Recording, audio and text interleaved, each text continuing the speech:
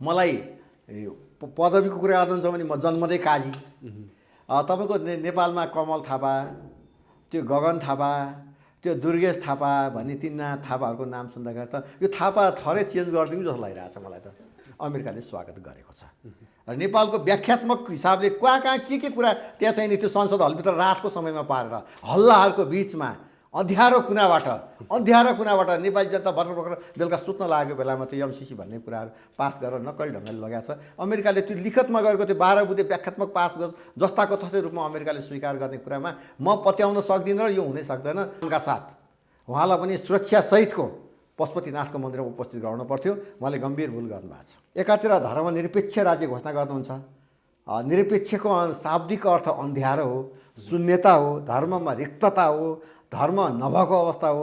तर उहाँ एउटा लोकाचारका लागि दुनियाँलाई देखाउनको लागि आराध्यदेव भगवान् पशुपतिनाथको दर्शन गर्न जानुभएको छ राष्ट्रपतिबाट अलग भइएला र चाहिँ कतै केपी ओली र चाहिँ शेरबहादुर मिलेर एमाले र काङ्ग्रेस मिलेर चाहिँ यो एमसिसी पास गर्लान् भनेर उहाँहरूलाई ठुलो पिर थियो र यो दुईटालाई यो संसार यो साझेदारी सरकारलाई यो 5 दलीय चाहिँ गठबन्धनीय परमादेशको सरकारलाई विघटन गरेर केपी ओली शेरबहादुर देउवासँग यो संसद यो एमसिसी पास गर्नको लागि उहाँ आतुर हुनुहुन्थ्यो। नेपालको स्वाधीनता बेच्ने कामहरू गर्यो, नेपालको राष्ट्रियता बेच्ने काम गर्यो, राष्ट्रको अखण्डतालाई बन्धक बनाउने काम गर्यो।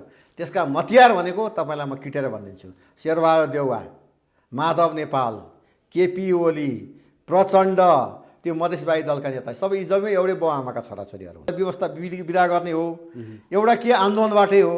अहिलेको तातो अवस्था भनेको आन्दोलनको विकल्प छैन भन्ने विषयमा हामीले पनि महसुस गरेको छौँ। जहाँसम्म सडकका अभियन्ता यो फुटपाथीहरू, म त फुटपाथी भन्छु, सडक छापका मान्छेहरूलाई केही माइकमा कराउने र युट्युबमा मिडियामा गएर ठुल्ठुलो स्वर गरेर आफूलाई चर्चा कमाएर आफ्नो नाम बिक्री गर्ने मान्छेहरूले भन्ने कुराहरूको म धेरै पछि लाग्दिनँ। केही शङ्काको घेरामा अब नेपालमा हिन्दू राष्ट्र बनाउन कसैले रोक्न सक्दैन, अब नेपालमा राष्ट्र पुनर्स्थापित हुनलाई कसैले रोक्न सक्दैन, अब राष्ट्रवादीहरू बलियो भए भनेर आउनु पर्ने बेलामा यस्तो गणतन्त्रवादीहरूले गरेको चाहिँ नाङ्गो नाच घृणित कामहरूको चाहिँ अन्त्य गर्नुपर्ने बेलामा हेर्नुहोस् त अब अवस्था। हिजो आज त्यो बालकृष्ण नेउपाने भन्ने एकजना मान्छे हुनुहुन्छ, मान्छे नै भन्नु पऱ्यो, हात खुट्टा देख्छु, बोल्न सक्नुहुन्छ, नाक मुख कान आँखा सबै देखाउँदा मैले मान्छे भने हो। वास्तवमा उहाँ मान्छे चाहिँ मलाई लागिरहेको छैन। के भन्नुहुन्छ भने हिजो कमल थापा अध्यक्ष हुँदाखेरि त्यो एकजना समानुपातिको मान्ने माग्नु भएको थियो क्या अरे। त्यो बेला म पार्टीको केन्द्रीय सदस्य नै थिएँ। कमल थापा तपाईँ हुनुहुन्थ्यो? म समानुपात त्यो म राप्रपा नेपालको केन्द्रीय सदस्य नै थिएँ। कमल थापासँग म सँगै थिएँ। अब त्यो मान्ने के पाउनु भएन, पार्टी छोडेर उहाँ चाहिँ उहाँको अभियन्ता बन्नुभएको छ र चाहिँ यसबाट चाहिँ यो व्याख्यात्मक टिप्पणी सहित भनेको जुन कुरा छ 12 बुँदे, यसलाई कानुनी रूपमा एमसिसीको जुन धारणामा परिमार्जन भएर देखाएर अमेरिकाले स्वीकार गर्यो भन्ने खालको कुराहरू गरेर ल्याउन सक्नु भएन भने खबरदार गगन थापा, प्रचण्ड, शेरबहादुर, तपाईँलाई नेपाली जनताले हिसाब किताब गर्छन्। दर्शकबिन्दुहरू, यतिखेर हामीसँग राष्ट्रिय प्रजातन्त्र पार्टीका युवा नेता रामेश्वर थापाजी कुराकानीको लागि हुनुहुन्छ। आज हामी पछिल्लो विकसित घटनाक्रममा केन्द्रित रहेर कुराकानी गर्नेछौँ उहाँसँग। स्वागत छ यहाँलाई इन्द्रेणी खबर। धन्यवाद। अहिले जुन किसिमले सुरुमा महाशिवरात्रि पर्व हिजो भर्खरै मात्र सम्पन्न भएको छ भव्यताका साथ, महाशिवरात्रि पर्वमा यसपटक राजा ज्ञानेन्द्र शाहको पनि त्यहाँ सहभागिता रह्यो। पछिल्लो समय हेर्ने हो भने कुमारी दर्शन गर्न बसन्तपुरमा राजा ज्ञानेन्द्र जानुभयो। त्यसपछि पृथ्वीनारायण शाहको शालिगमा माल्यार्पण गर्न पनि आफै जानुभयो र अहिले पछिल्लो समय हेर्ने भने पशुपति दर्शनको लागि पनि उहाँ जानुभएको छ। पछिल्लो समय उहाँको धार्मिक क्रियाकलापलाई लिएर चाहिँ गतिविधिहरू वात्तै बढेको छ। मुलुकमा एक किसिमको सङ्कट उत्पन्न भइरहेको अवस्थामा चाहिँ अब यो व्यवस्था काम लागेन भनेर आन्दोलन गर्नेहरू, राजा चाहियो भन्नेहरू धेरै छन्। तपाईँहरू पनि राज संस्था पुनर्स्थापनाका लागि चाहिँ लडिरहनु भएको छ, मुख्य एजेन्डा नै त्यही छ। त्यो क्रममा चाहिँ अब कुमारी दर्शन पृथ्वी जयन्तीको दिनमा माल्यार्पण गर्दा होस् अथवा चाहिँ पशुपतिमा जुन किसिमको पूजामा सहभागी हुनुभयो महाशिवरात्रिको दिनमा, त्यसपछि चाहिँ राष्ट्रपति र राजालाई अहिले सँगसँगै देखिरहेको अहिलेको अवस्था छ। अब यो पछिल्लो समय जसरी यो गतिविधि राजाको बढ्नु र मुलुकमा एक किसिमको अस्थिरता, द्वन्द्व निम्त्याउनका लागि चाहिँ विभिन्न किसिमका गतिविधिहरू अगाडि बढ्नुले चाहिँ यसले के सङ्केत गरेको छ यतिखेर? अब विशेष गरी तपाईँलाई म धन्यवाद दिन चाहन्छु। आज शिवरात्रिको भोलिपल्ट आज औँसीको दिन पनि पर्छ। हाम्रो हिन्दू संस्कृतिअनुसार आज औँसीको दिन रहेछ। तपाईँले विशेष गरी शिवरात्रि महाशिवरात्रिको पर्वलाई लिएर ज्ञानेन्द्र सरकारको पशुपतिमा दर्शनको जाँदाको उपस्थिति लिएर जुन खालको छलफल गर्दै हुनुहुन्छ, यसको लागि म धन्यवाद दिन चाहन्छु। विशेष गरी नेपालको राजा ज्ञानेन्द्र सरकार नेपालको मात्रै हिन्दूहरूको सम्राट होइन, विश्वका हिन्दूहरूको सम्राट हो। राजा भनेको नेपाल भनेको सनातन हिन्दू अधिराज्य नेपाल हो र विश्वमा थुप्रै देशहरूमध्ये एउटै मात्र देश सनातन हिन्दू राष्ट्र नेपाल भनेको नेपाल मात्रै हो। त्यो देशको राजा हो राजा ज्ञानेन्द्र सरकार भनेको। उहाँ हिन्दूहरूको सम्राट हो। हिन्दू सम्राट देवादिदेव महादेव आराध्यदेव भगवान पशुपतिनाथको मन्दिरमा शिवरात्रिका दिनमा दर्शन गर्ने जाने क्रममा, त्यो सालै पछि जाने उहाँको एउटा परम्परा हो। त्यो जाने क्रममा उहाँले त्यहाँ दर्शन गर्न जानुभयो।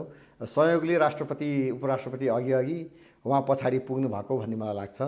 यद्यपि उहाँलाई कुनै राष्ट्रपति उपराष्ट्रपति कोही गणतन्त्रवादीका नाइकीहरूको पछाडि लाग्नुपर्छ भन्ने मलाई लाग्दैन।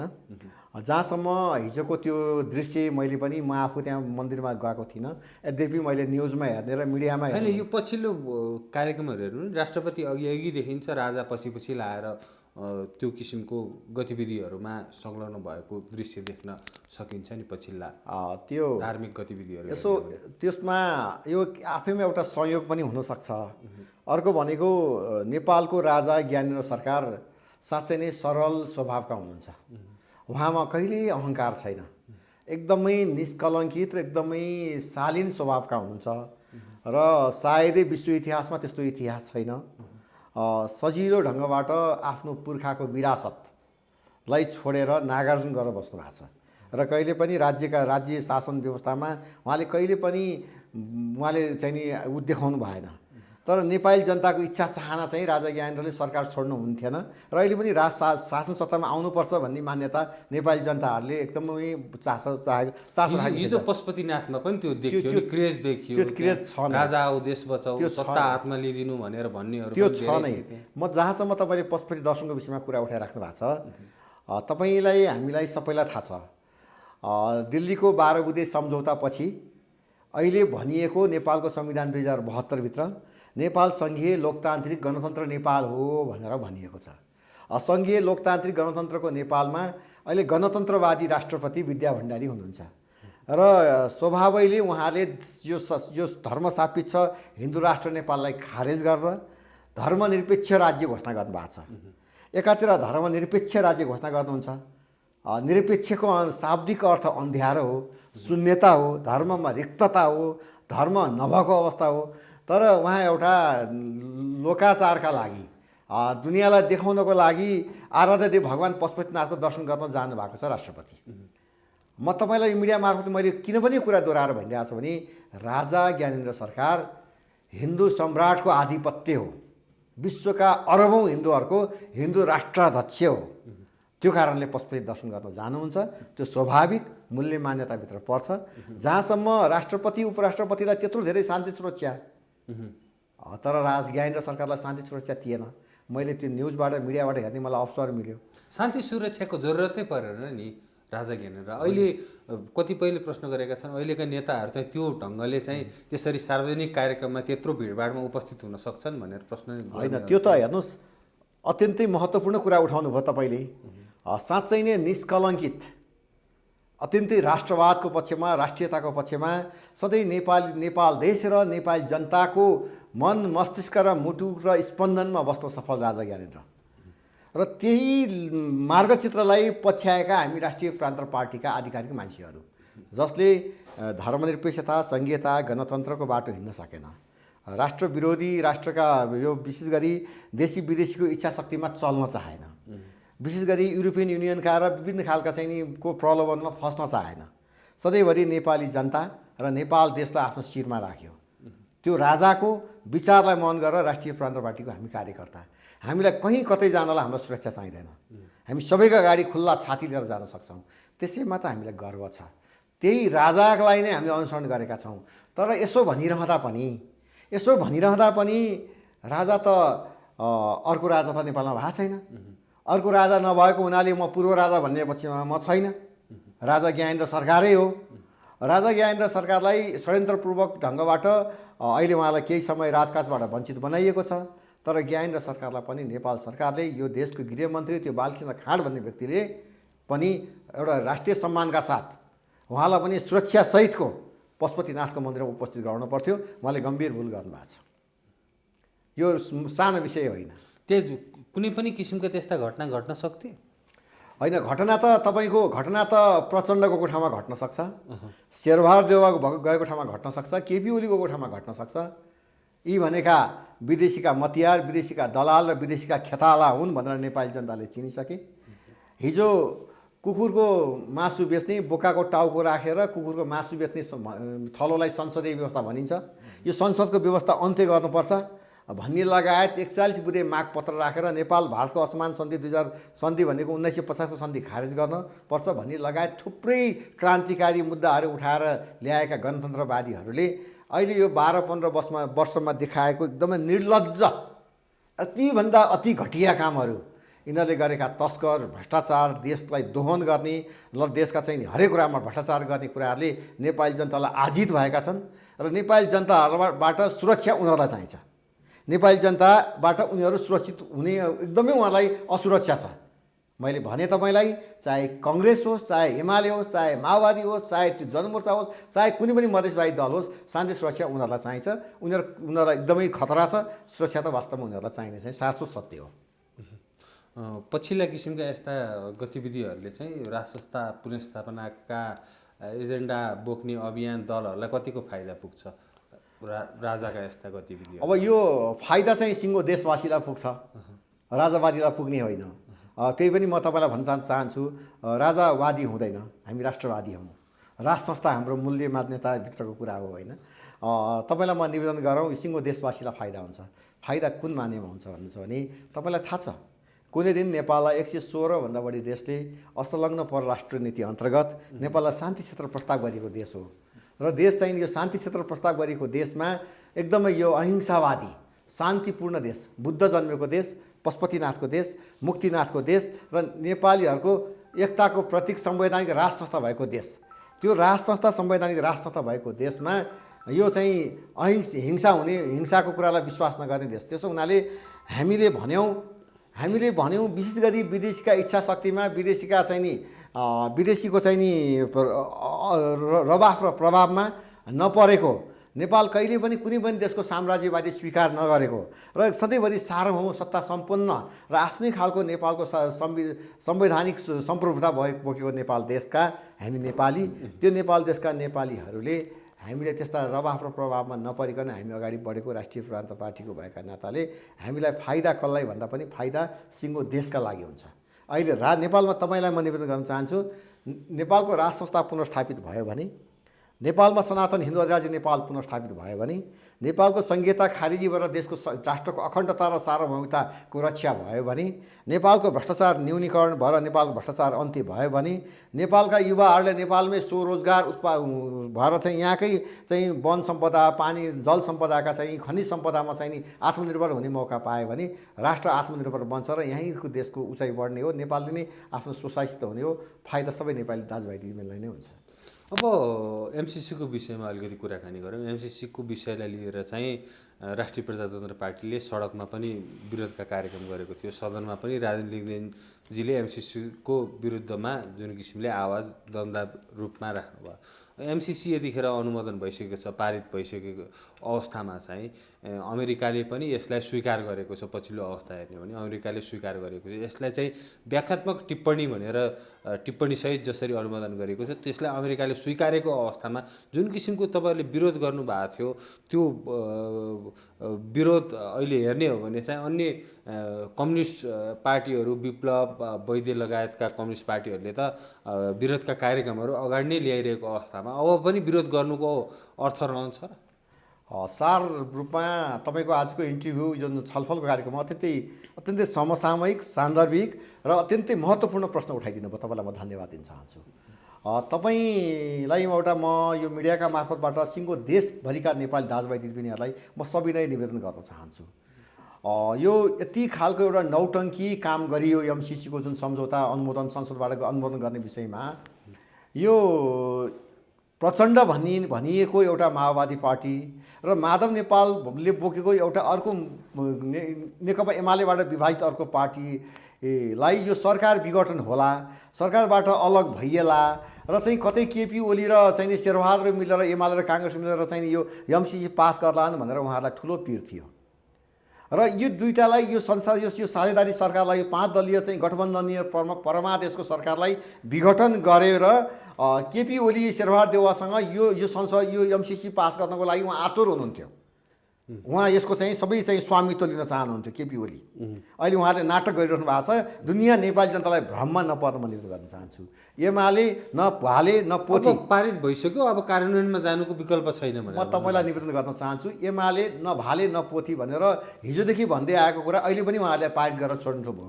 उहाँले संसदमा केही विरोधका स्वरहरू गुन्जाउनु भयो, तर संसदमा एमसिसी टेबल रोक्नको लागि अवरोध गर्नु भएन।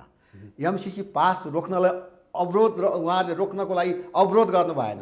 उहाँले मात्रै केही विरोधका स्वरहरू देखाउनको लागि देखाउन, नेपाली जनतालाई भ्रममा पार्न, नक्कली काम ढङ्गले उहाँले संसदमा केही कुरा गरे जस्तो गर्नुभयो। उहाँको भित्री आत्मामा उहाँको रुन्चे स्वर के चाहिँ थियो भने यो एमसिसी पास गर्ने स्वामित्व हामीले लिनु पर्थ्यो र अमेरिका जस्ता शक्तिशाली राष्ट्रको नजरमा हामीले यो चाहिँ स्वामित्व ग्रहण गर्न पर्थ्यो भन्ने केपी ओलीको पार्टीको थियो। त्यो उहाँहरूको स्वामित्व उहाँहरूले लिन सक्नु भएन। यद्यपि 5 दलीय गठबन्धनले त्यो स्वामित्व लियो। जहाँसम्म तपाईँले व्याख्यात्मक 5 दलीय गठबन्धन त अब एउटा दल त बाहिरिसकेको अवस्था, एउटा दल जनमोर्चा बाहिरको अवस्था छ। खैर भलै अहिले तपाईँको त्यो ढङ्गले भएको छ। जहाँसम्म तपाईँको व्याख्यात्मक टिप्पणी सहितको एमसिसी अनुमोदन गर्ने जुन 12 बुँदे जुन व्याख्यात्मक प्रस्ताव छ, यो संयोग मान्नुपर्छ। तपाईँलाई के लागिरहेछ, देशवासी दाजुभाइ दिदीबहिनीलाई के लागिरहेछ, यो संयोग हो अथवा के हो म जान्दिनँ। हिजो तर यसलाई ठुलो उपलब्धिको रूपमा प्रचण्डले भनेका छन्, देशलाई दुर्घटनाबाट चाहिँ मैले बचाएँ भनेर भनेका छन्। उहाँ सरकार विघटन हुनबाट उहाँले बचाउनु भयो। उहाँका केही उहाँका चाहिँ नि मन्त्रीहरू चाहिँलाई अहिले केही पदच्युत हुनु परेन, सरकारबाट विघटन हुनु परेन। त्यो चाहिँ उहाँले महत्त्वपूर्ण कुरा गर्नुभयो। उहाँले जोगाउनु भयो।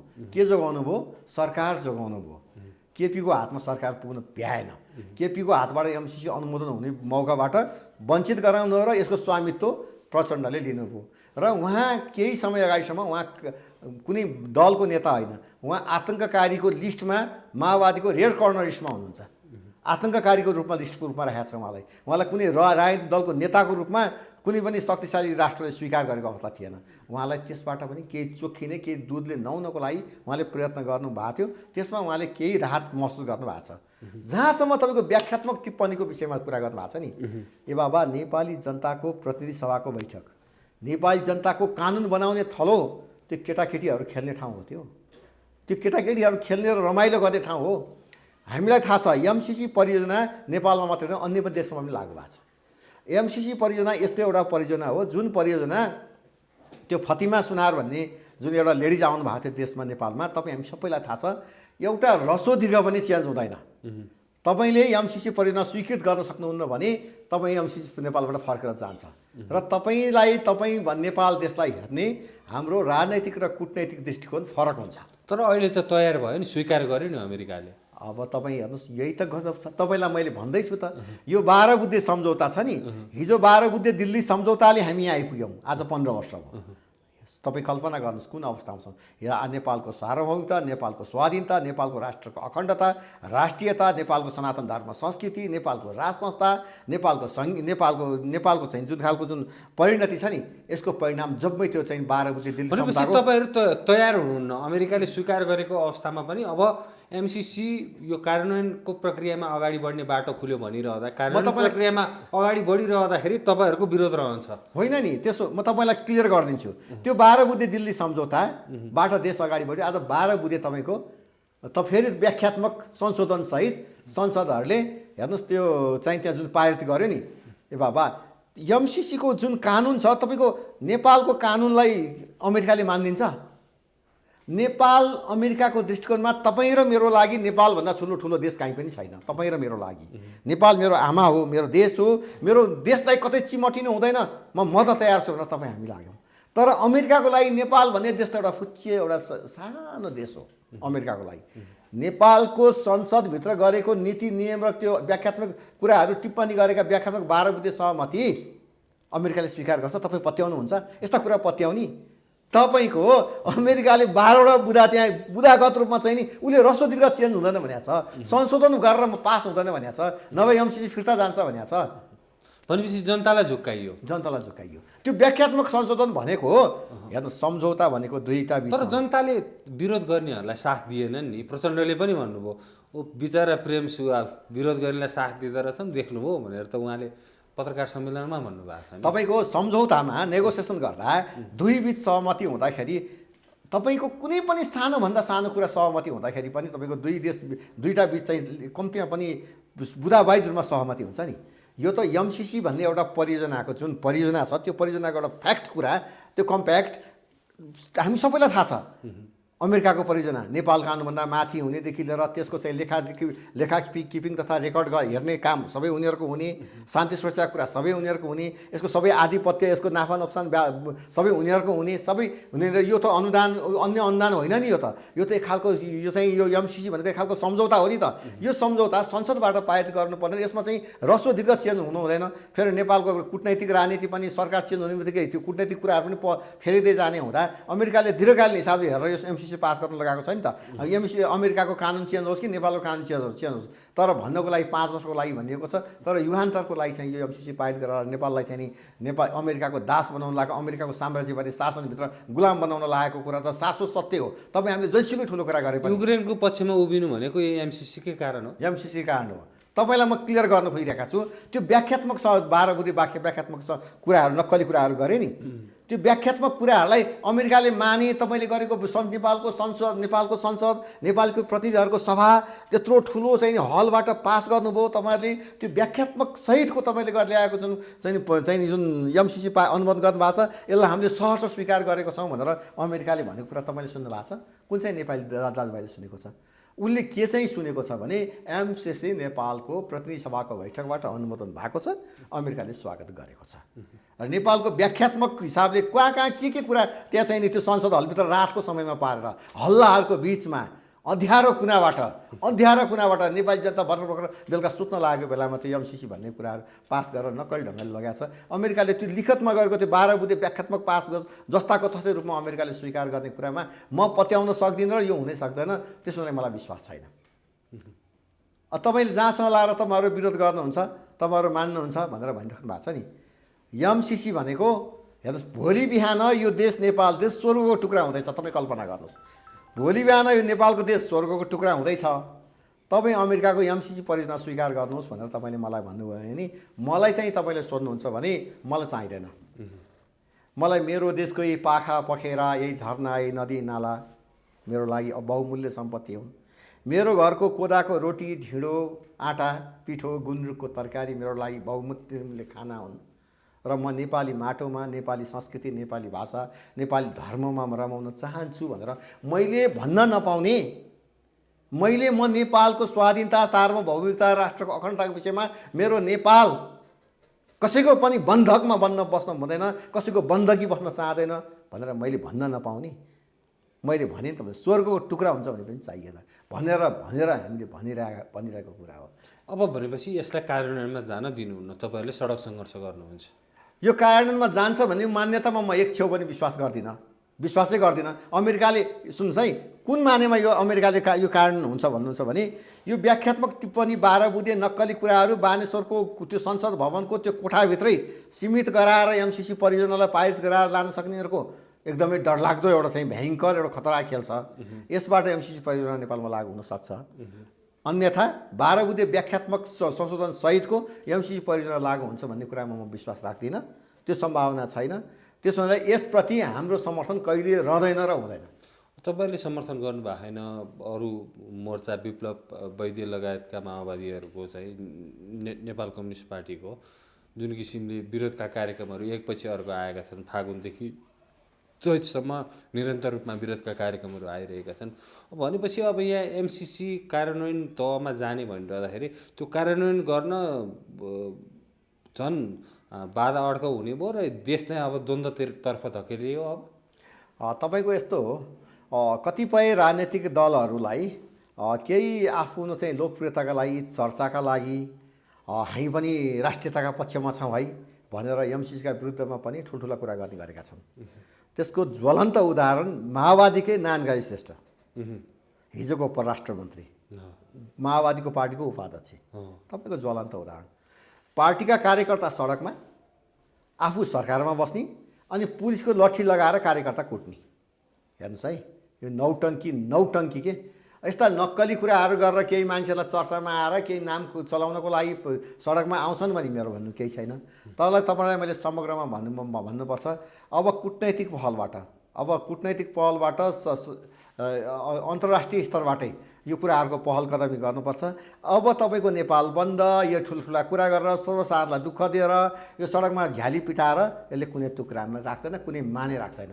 तपाईँको संसद, तर तपाईँको पार्टी अध्यक्षलाई निरन्तर दबाब छ नि सडक सङ्घर्षमा आउनु पर्यो भनेर। सडक सङ्घर्षमा त आइन्छ नि। सडक सङ्घर्षमा कुन मानेमा आइन्छ तपाईँलाई म भन्न चाहन्छु। सडक सङ्घर्षमा यस्तै विदेशी दलालका विरुद्धमा आइन्छ, अमेरिकाको विरुद्धमा होइन। जसले विदेशी हस्तक्षेपकारी नीति लिएर आयो, नेपालको स्वाधीनता बेच्ने कामहरू गर्यो, नेपालको राष्ट्रियता बेच्ने काम गर्यो, राष्ट्रको अखण्डतालाई बन्धक बनाउने काम गर्यो, त्यसका मतियार भनेको तपाईँलाई म किटेर भनिदिन्छु। शेरबहादुर देउवा, माधव नेपाल, केपी ओली, प्रचण्ड, त्यो मधेसवादी दलका नेता सबै एउटै बाउ आमाका छोराछोरीहरू हुन्, सबै एउटै बाउका छोराहरू हुन्। होला भलै कुन पार्टीका नाममा यिनीहरूले राजनीति गर्छन् म जान्दिनँ, सबै गणतन्त्रवादी हुन्, एउटै डालामा राख्नुपर्ने मान्छेहरू हुन्, सबै विदेशीका खेताला र दलाल हुन्। यिनका विरुद्धमा निरन्तर सडकमा आन्दोलन हुन्छ, निरन्तर सङ्घर्ष हुन्छ, जहिलेसम्म नेपालमा सङ्घीयता खारिज हुँदैन, जहिलेसम्म नेपालमा चाहिँ यो राष्ट्र पुनर्स्थापन हुँदैन, यो चाहिँ धर्मनिरपेक्षता खारिज हुँदैन र धर्मसापेक्ष हिन्दू राष्ट्र नेपाल हुँदैन, भ्रष्टाचारको अन्त्य हुँदैन, नेपाल राष्ट्रका नेपालीहरू नेपाली हुँ भनेर चाहिँ हिजोका राजा महेन्द्रले खोलिदिएका उद्योग धन्दाहरूलाई स्थापित गराएर त्यो नेपालमै आत्मनिर्भर बनाउने काम हुँदैन, त्यो बेलासम्म हाम्रो आन्दोलन निरन्तर गर्न सक्नुहुन्छ। तपाईँहरू आन्दोलन सडकमा उत्रिन सक्नुहुन्छ। जनताले साथ दिएन नि एमसिसी विरुद्धको आन्दोलनमा, अब तपाईँलाई चाहिँ यो व्यवस्था विरुद्धको आन्दोलन गर्दा जनताले साथ दिन्छन्? तपाईँको जसले साथ दिएन त्यसको परिणाम एमसिसी जस व्याख्यात्मक ढङ्गबाट भए पनि अनुमोदन भएको छ, त्यो दुर्भाग्यपूर्ण छ। यसबाट आउने असर र प्रभावको बारेमा भोलि पुरपुरामा हात राखेर रुनुपर्ने दिन आउँछ। त्यो नेपाली दाजुभाइ दिदीबहिनीहरूलाई त्यो बेलामा थाहा हुनेछ। सङ्गठन छ तपाईँहरूको? हामीसँग सङ्गठन छ, राम्रो सङ्गठन छ। हामीसँग सङ्गठन कुन मानेमा छ भने हामीसँग 94% ओमकार परिवार हुनुहुन्छ। नेपालको जनसङ्ख्या विभाजित छ, त्यो ओमकार परिवार विभाजित छ। हामीसँग नेपालको 100% सनातनी हिन्दू धर्मावलम्बीहरूको मुद्दा बोकेका छौँ। 1-2% बाहेक सबै हाम्रै एजेन्डामा भएको हुनाले हाम्रो विषयमा यो चाहिँ सबै हामीसँग छन्। हेर्नुहोस्, त्यसो हुनाले हामी त्यो मुद्दामा एकदम बलियो छौँ। यदि यो मुद्दा बलियो भएन र मुद्दा कमजोर भएर गयो भने तपाईँको मिडिया मार्फत यो आजको मिडियालाई तपाईँले रिकर्डेड गर्नु होला। देशवासी अन्तर्राष्ट्रिय लमा विदेशमा बस्ने नेपाली दाजुभाइ दिदीबहिनीलाई म निवेदन गर्न चाहन्छु, हामी हार्यौँ भने, हामी कमजोर भयौँ भने देशमा हामी राष्ट्रिय प्रजातन्त्र पार्टी हार्दैनौँ। देश हार्छ, देश हार्छ। तपाईँ लेखेर राख्नु होला। देश हार्छ भनिरहनु भएको छ, सडकमा पनि आउनु भएको छैन। सडकमा आउन अझै केही समय कुर्दै हुनुहुन्छ त बाबा। सडकमा अस्ति देख्नु भएन, बानेश्वरमा त्यत्रो सडकमा आयौँ, त्यति ठुलो आन्दोलन गऱ्यौँ, कतिजना साथीहरू घाइते हुनुभयो, कतिजना अङ्गभङ्ग हुनुभयो। अब अहिले तपाईँको अब हिजो शिवरात्रि सकिसक्यो भन्नुहुन्छ, सडकमा आउँछौँ देश बचाउन, व्यवस्था फेर्न भन्नुहुन्छ, अनि फेरि होइन सडकमा पनि हुनुहुन्न। अब हेर्नुहोस्, सडकमा हेर्नुहोस्, तपाईँले देख्नु भयो कि भएन, हिजो हामी धनगढीको सडकमा थियौँ, महेन्द्रनगरको सडकमा थियौँ, आज कञ्चनपुरको सडकमा छौँ, अस्ति उहाँको पोखराको चिप्ले ढुङ्गाको सडकमा थियौँ होइन। हामी देशभरिको सडकमा मात्रै छौँ होइन। तपाईँको आँखाले हेरेर राम्ररी हेरिदिनु पनि पर्यो होइन। जहाँसम्म तपाईँको बानेश्वरको संसदकै सडकमा खोज्नु भएको भए एमसिसीका विरुद्धमा हामी बानेश्वरको सडकमा थियौँ होइन, हामी लड्यौँ। अब त्यही ढङ्गले हामी निरन्तर यो किसिमको सडक सङ्घर्ष गर्नु पर्यो भनेर जुन किसिमको दबाब छ तपाईँहरूलाई हो। अब त्यो सडक सङ्घर्ष हुन्छ। हेर्नुहोस्, अब 2 प्रकारले हामीले व्यवस्था बेला आयो। हामी 2 प्रकारले व्यवस्था परिवर्तन गर्ने हो। यो हेर्नुहोस्, एउटा ब्यालेट, एउटा बुलेट, दुईवटा निर्वाचनबाट राष्ट्र पुनर्स्थापना गर्न, हिन्दू राज्य पुनर्स्थापना गर्न, त्यो सपना छोडिदिनुहोस् भनेर केही अभियानका अब हेर्नुहोस् है, एउटा के निर्वाचनको विधिबाट हामीले व्यवस्था विधा गर्ने हो, एउटा के आन्दोलनबाटै हो। अहिलेको तातो अवस्था भनेको आन्दोलनको विकल्प छैन भन्ने विषयमा हामीले पनि महसुस गरेको छौँ। जहाँसम्म सडकका अभियन्ता यो फुटपाथीहरू मात्रै फुटपाथी भन्छु सडक छापका मान्छेहरूलाई केही माइकमा कराउने र युट्युबमा मिडियामा गएर ठुल्ठुलो स्वर गरेर आफूलाई चर्चा कमाएर आफ्नो नाम बिक्री गर्ने मान्छेहरूले भन्ने कुराहरूको म धेरै पछि लाग्दिनँ। मैले यो एकदमै अपशब्द मलाई बोल्नमा बाध्य छु, मलाई माफ गर्नु होला।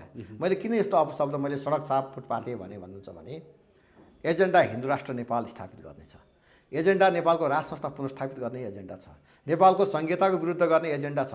त्यही साथीहरूको पनि के मिलेर जानुको त कता हो। सडकमा आउनुहोस् न, हामी मिल्न तयार छौँ, नेता मान्न तयार छौँ भन्दा तपाईँहरूलाई चाहिँ के चाहियो? अब हामी सडकमा आउन खोज्यौँ भने हामी सडकमा नआएका होइन, आइ पनि राखेका छौँ। उहाँहरूको काम भनेको हेर्नुहोस् ठ्याक्कै एउटा यो हेर्नुहोस् नेपालीमा एउटा उखान छ क्या, यो के भनौँ खै तपाईँको आँखा चाहिँ मतिर हात चाहिँ कतातिर भन्ने एउटा उखान छ क्या। तपाईँको व्यवहार चाहिँ तपाईँको चाहिँ ठ्याक्क चाहिँ त्यो मौखिक चाहिँ हामीतिर छ, अन्य कुरा प्रत्यक्ष रूपमा सबै हामीलाई कमजोर गराउने खेला खेलिराख्नु भएको छ। मलाई थाहा छैन उहाँहरू कोबाट कहाँबाट परिचालित हुनुहुन्छ, मलाई थाहा छैन। एजेन्डा हाम्रो बोक्नु भएको छ पूर्ण रूपमा, अनि पूर्ण रूपमा हामीलाई कमजोर बनाउनलाई उहाँले खेला खेलिराख्नु भएको छ प्रत्येक ठाउँमा। यतिसम्म गरियो हिजो यही पार्टीको चाहिँ नेता अध्यक्ष कमल थापा समेत पनि आज यही पार्टी कमजोर बनाउनलाई अर्कोतिर लाग्नु भएको छ। शङ्काको घेरामा अब नेपालमा हिन्दू राष्ट्र बनाउन कसैले रोक्न सक्दैन, अब नेपालमा राष्ट्र संस्था पुनर्स्थापित हुनलाई कसैले रोक्न सक्दैन। अब राष्ट्रवादीहरू बलियो भए भनेर आउनु पर्ने बेलामा यस्तो गणतन्त्रवादीहरूले गरेको चाहिँ नाङ्गो नाच घृणित कामहरूको चाहिँ अन्त्य गर्नुपर्ने बेलामा हेर्नुहोस् त अब अवस्था। हिजो आज त्यो बालकृष्ण नेउपाने भन्ने एकजना मान्छे हुनुहुन्छ, मान्छे नै भन्नु पऱ्यो, हात खुट्टा देख्छु, बोल्न सक्नुहुन्छ, नाक मुख कान आँखा सबै देखाउँदा मैले मान्छे भने हो। वास्तवमा उहाँ मान्छे चाहिँ मलाई लागिरहेको छैन। के भन्नुहुन्छ भने हिजो कमल थापा अध्यक्ष हुँदाखेरि त्यो एकजना समानुपातिको मान्ने माग्नु भएको थियो क्या अरे, त्यो बेला म पार्टीको केन्द्रीय सदस्य नै थिएँ। कमल थापा तपाईँ हुनुहुन्थ्यो? म समानुपात त्यो म राप्रपा नेपालको केन्द्रीय सदस्य नै थिएँ, कमल थापासँग म सँगै थिएँ। अब त्यो मान्ने के पाउनु भएन, पार्टी छोडेर उहाँ चाहिँ उहाँको अभियन्ता बन्नुभएको छ। अब अहिले रात दिन धारे हात लाएर हामीलाई सराप्नुहुन्छ। बाबा किन सराप्या क्या, आउनुहोस् न सँगै बसेर काम गरौँ। अब मैले सुनेको अब तपाईँको उहाँलाई नै अध्यक्ष मान्न पर्ने, राय निललाई नै अध्यक्ष मान्न पर्ने र पार्टी जोड्नु पर्ने भने भर्खर महाधिवेशनबाट आएको राष्ट्रिय प्रजातन्त्र पार्टीको देशभरि होल छ, धेर थोर एउटा स्थापित पार्टी छ, 47 सालदेखि स्थापित पार्टी छ। अब तपाईँको सडकबाट 2-4जना मान्छे बटुलेर आउँदैमा तपाईँले समान हैसियत खोज्नु भनेको बेला भएको छैन। आउनुहोस् न मिलेर काम गर्नुहोस्, एजेन्डामा स्थिर गरौँ भनेर भन्दाखेरि अहिले ठुङ्गिरहनुहुन्छ, गाली गरिरहेको जहिले पनि मिडियामा गाली गरिरहनुहुन्छ। हेर्नुहोस् मलाई त एकदमै दुःख लाग्छ। म रामेश्वर थापा, म थापा छेत्री, म बगाल थापा। मलाई पदवीको कुरा याद हुन्छ भने म जन्मदै काजी। तपाईँको नेपालमा कमल थापा, त्यो गगन थापा, त्यो दुर्गेश थापा भन्ने तिनजना थापाहरूको नाम सुन्दाखेरि त यो थापा थरै चेन्ज गरिदिउँ जस्तो लागिरहेको छ मलाई त। कस्ता थापा होला नि थापा, तपाईँलाई अचम्म लाग्दैन? तपाईँ मिडियाकर्मी साथीहरूलाई पनि अचम्म लाग्नुपर्छ क्या।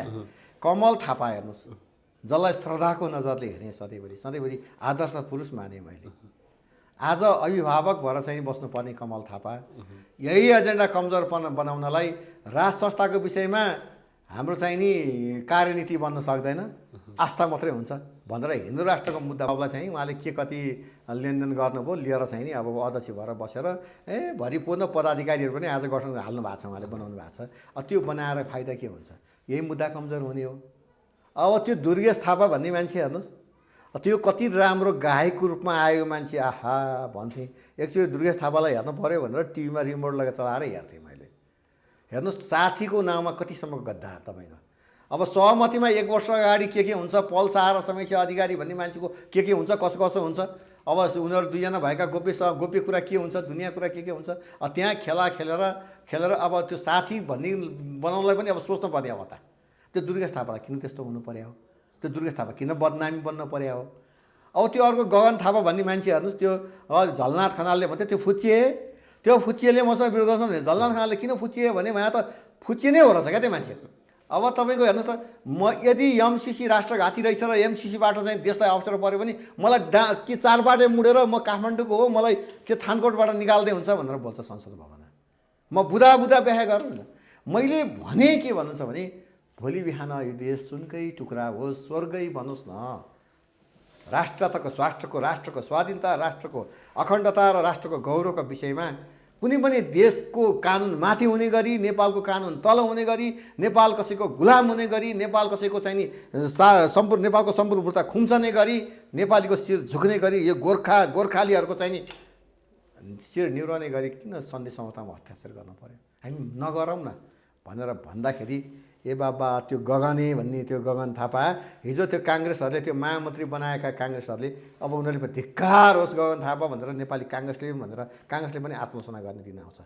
नेपाली जनता साँच्चै नै सचेत छन्, साँच्चै नै चाहिँ नि राष्ट्रवादी छन् भने अब आउने स्थानीय तहको निर्वाचनमा प्रदेश सङ्घको निर्वाचनमा काङ्ग्रेस एमालेलाई देखाउनु पर्ने हो नि।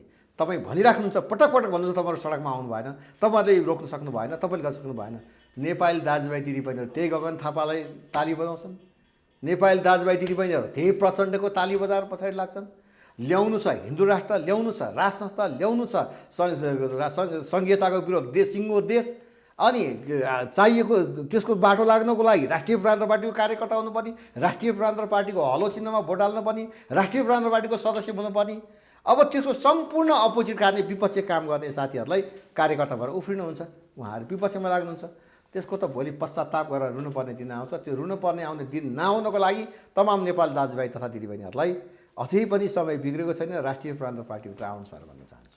हुन्छ, अन्तिममा केही भन्न चाहनुहुन्छ? अब अन्तिममा त जुन खालको एउटा एमसिसी परियोजना व्याख्यात्मक टिप्पणी भनेर एकतर्फी रूपमा नेपालका नेपालीहरूको प्रतिनिधि सभाको बैठकमा नेपालीहरूको एउटा चाहिँ संसद बनाउने थलोमा जुन एउटा एकदमै नक्कली पाराले जुन खालको व्याख्यात्मक ढङ्गले एमसिसी परियोजना पास भयो भनेर चाहिँ नि खुसी मनाइराख्नु भएको छ, यसलाई अत्यन्तै दुर्भाग्यपूर्ण भन्छु, अत्यन्तै दुःखद भन्छु म। र एमसिसी परियोजना अमेरिकाले स्वीकार गरे पनि अमेरिकाले कुन मानेमा स्वीकार गरेको छ भने तपाईँको मिडिया मार्फत म नेपाली दाजुभाइ दिदीबहिनीलाई क्लियर गर्न चाहन्छु, एमसिसी परियोजना अमेरिकाले भने जस्तो जस्ताको तस्तै त्यहाँबाट पठाइएको प्रस्ताव अनुसार पास भयो भन्ने बुझाइ अमेरिकाको भएको ढङ्गबाट यो एमसिसी परियोजना पास भएको हुनाले अमेरिकाले स्वागत गरेको कुरा म बुझ्न अनुरोध गर्न चाहन्छु। म हिम्मतका साथ म चाहिँ नि भन्न चाहन्छु, यो देशको प्रचण्ड, यो देशको शेरबहादुर र त्यो शेरबहादुरका छाउरा गगन थापा समेतलाई म भन्न चाहन्छु, तपाईँहरू फस्नुभयो, तपाईँहरू सबैजना राजनीतिक दल काङ्ग्रेस, माओवादी र यो माधव नेपाल सबैजना फस्नुभयो। एमाले यसमा नभाले नपोथी उसले आफ्नो कुनै पनि रोल दिन सकेन, उसको कुनै पनि निर्णायक छैन, ऊ आफू जस लिने र स्वामित्व लिने काम मात्रैमा उसको भूमिका भयो। र चाहिँ यसबाट चाहिँ यो व्याख्यात्मक टिप्पणी सहित भनेको जुन कुरा छ 12 बुँदे, यसलाई कानुनी रूपमा एमसिसीको जुन धारणामा परिमार्जन भएर देखाएर अमेरिकाले स्वीकार गर्यो भन्ने खालको कुराहरू गरेर ल्याउन सक्नु भएन भने खबरदार गगन थापा, प्रचण्ड, शेरबहादुर तपाईँलाई नेपाली जनताले हिसाब किताब गर्छन् र यसबाट पर्ने असर प्रभाव र यसबाट पर्ने दूरगामी असरमा नेपालमा पर्ने असर र प्रभावको विषयमा सचेत रहन म आग्रह गर्छु। र यसबाट चाहिँ भोलि पर्ने नेपाली जनताले दुःख पाए, नेपाल देशमा कुनै पनि यो अमेरिकाले चीनमाथि गर्न खोजेको प्रभाव र त्यसमाथि देखाउन खोजेको असरमा नेपाललाई कुनै पनि भूमिमा असर गर्ने काम भयो भने हिजो रुसको कुरा युक्रेनले नमान्दाखेरि अमेरिकाको कुरा सुन्दाखेरि युक्रेन चाहिँ नि आज यो रुसको चाहिँ नि फन्नामा परेको छ, रुसको घेरामा परेको छ। आज अमेरिकाको कुरा चाहिँ नि नेपाल चीनले चाहिँ एउटा सन्तुलित भएर बसौँ, अहिले कहीँ कतै नगरौँ भनेर भन्दै पनि अमेरिकाको प्रभावमा बसेर एमसिसी पास भएको छ। चीनबाट नेपाललाई कुनै पनि असामान्य मात्रै सहयोग भयो, नेपाललाई कुनै पनि दुष्परिणाम आउने खालका चाहिँ नि असरहरू पर्न थाल्यो भने चीनसँग त लड्न सक्ने सामर्थ्य मलाई लाग्छ नेपालको त्यति नहुनसक्छ, अमेरिकासँग हुनसक्छ। तर यही देशभित्र त्यसका मतियार, त्यसका दलाल, त्यसका खेताला भएर बसेका नेताहरूसँग चाहिँ नि पक्कै पनि नेपाली जनताले टाउको काट्ने हिसाब गर्छन्। त्यो दिन नआओस् भनेर म भन्न चाहन्छु। हस्, धेरै धेरै धन्यवाद। हस्, तपाईँलाई पनि धन्यवाद।